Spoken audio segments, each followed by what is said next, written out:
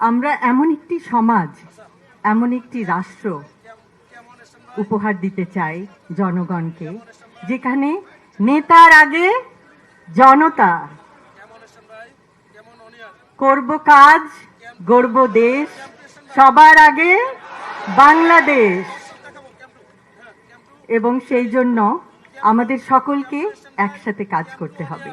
আজকে আপনারা দেখিয়েছেন, আপনারা সবাই একসঙ্গে এসেছেন। অসংখ্য অসংখ্য ধন্যবাদ। আপনারা আপনাদের মূল্যবান সময় নিয়ে এখানে এসেছেন, আমাদের কথা শুনেছেন এবং আপনাদের সমস্যাগুলো আমাদেরকে বলেছেন।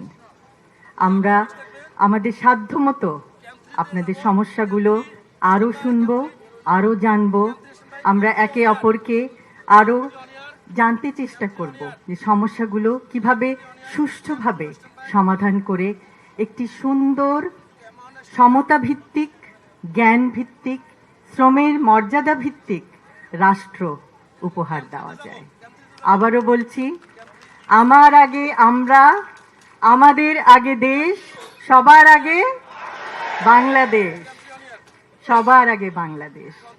সকলকে অসংখ্য ধন্যবাদ। আল্লাহ হাফেজ।